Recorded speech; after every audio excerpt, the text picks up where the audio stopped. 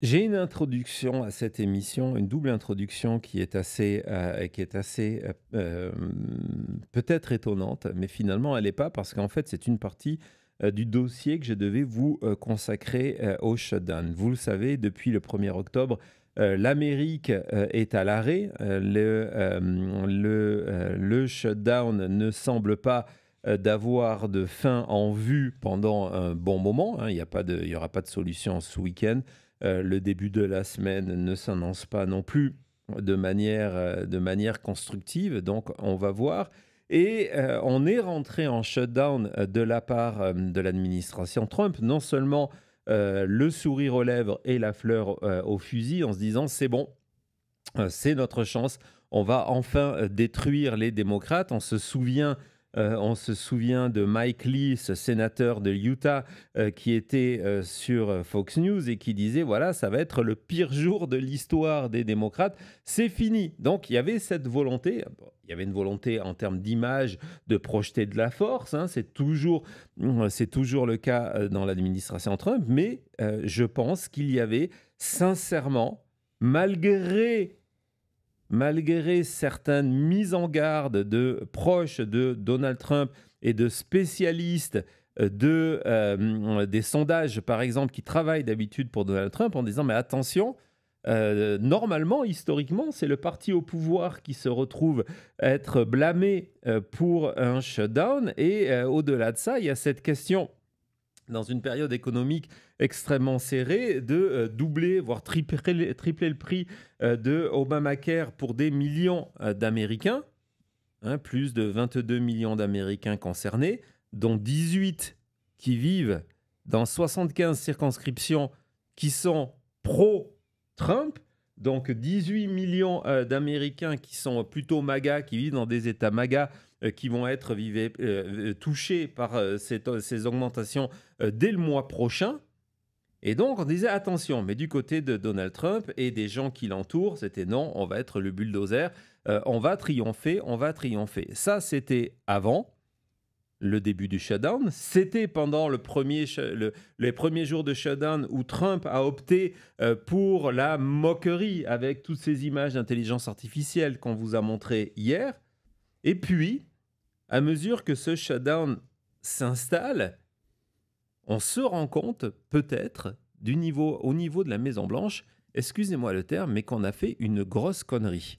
Une grosse connerie en termes beaucoup plus politiquement corrects du Wall Street Journal, c'est d'expliquer que la Maison-Blanche est en train de se rendre compte qu'il y a un risque politique avec cette question de l'assurance, des prix de l'assurance santé Mmh. et des prix d'Obamacare. Ils n'avaient pas, encore une fois, mesuré l'attachement des Américains à Leur survivre. vie. À survivre. Ils ne se sont pas rendus compte que les Américains, eh ben, ils mettaient... Ok, on pouvait être pro-Trump, mais quand on réfléchissait, on se disait, ouais, quand même, là, on parle du fait de pouvoir aller chez le médecin. Ouais, ça va passer d'abord. Ouais. Je suis désolé. Bon, je vais vous racheter une casquette, mais quand même. Et donc, depuis hier, il y a au sein de la Maison-Blanche, de plus en plus, hein, vraiment dans le cercle de Donald Trump, de plus en plus de voix inquiètes, hein, on parle même de peur du fait que les électeurs vont se retourner contre Donald Trump. On parle de backlash, de severely damaged, donc de profondément et sévèrement handicaper le parti dans les élections de 2026. Et on voit que les sources se multiplient. Le Wall Street Journal, CNN, vas-y Thomas, on avance dans l'article là.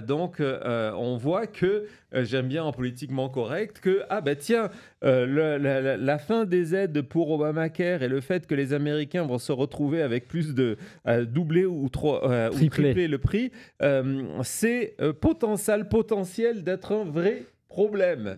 Ah, Ok. Waouh, il fallait faire le shutdown pour y penser, quoi. Exactement, quelle révélation. On va voir que du côté de CNN, cette révélation, encore une fois, de l'entourage de Donald Trump, politiquement correct, on dit, voilà, je ne pense pas que ça va aider un côté comme l'autre. En gros, ça veut dire ça ne va pas nous aider.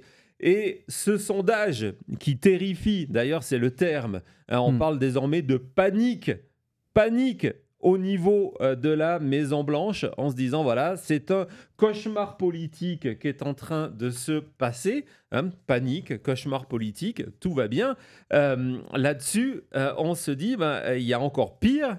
Il y a encore pire. C'est ce sondage proposé par YouGov ce matin. On va remontrer ce sondage. Il n'est pas sur le fait qui est responsable.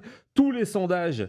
Et en fait, l'espoir de Donald Trump, c'était qu'au cours de la semaine, grâce à ses efforts de communication, une partie de la population américaine se dirait c'est la faute des démocrates. Non seulement ça ne marche pas, dans les sondages, on se rend compte que la plupart des Américains condamnent la manière dont Donald Trump communique sur le shutdown en disant c'est un moment extrêmement important, c'est extrêmement sérieux. Et nous, il y a un gars, il publie que des mèmes et des films d'intelligence artificielle qu'on vous a montré hier. Donc c'est vraiment le retour de karma, le boomerang qui revient très très très fort dans la tête. Et puis ce sondage, alors là, c'est celui-ci qui a fait paniquer la Maison-Blanche. On se rend compte que 61% des Américains estiment que le shutdown est lié, ce que font les démocrates, est lié au fait qu'ils veulent préserver les aides de Obamacare. Donc 61%, y compris 45% des républicains qui se disent non, si les démocrates ils sont en shutdown, c'est parce qu'ils veulent ça. Et par contre, malgré quasiment 2 semaines d'information, de discipline de message du côté de la Maison-Blanche, du côté de Trump, du côté des républicains, du côté de Fox News, de dire que tout ça, c'est parce qu'ils veulent permettre que les immigrants sans papier aient l'assurance santé, il n'y a que 13% des Américains qui croient ça, dont uniquement 22% des républicains. Il n'y a pas, dans l'histoire très particulière des relations entre Donald Trump et sa base, un autre sujet, à part Epstein. Bravo, où Thomas. la base rejette la vérité de Donald Trump. 22% de républicains qui croient à ce qui est la seule communication des républicains depuis 10 jours, malgré un tsunami de fausses informations. C'est vraiment le seul sujet. Donald Trump en conférence de presse, Donald Trump sur Truth Social, J.D. Vance qui vient sur Fox News et qui en 10 minutes répète 8 fois le même mensonge, Mike Johnson, tout le monde, Fox News en permanence, et malgré ça, les républicains disent non, c'est pas vrai cette histoire-là de sans-papiers pour qu'ils aient l'assurance gratuite. C'est pas vrai l'histoire. Et ça, c'est extrêmement problématique. On pourrait parler aussi des 33% des républicains qui disent qu'ils ne sont pas sûrs. On les connaît. Oui. Et même s'il y en a certains disent la vérité, ils ne sont pas sûrs, ils ne savent pas.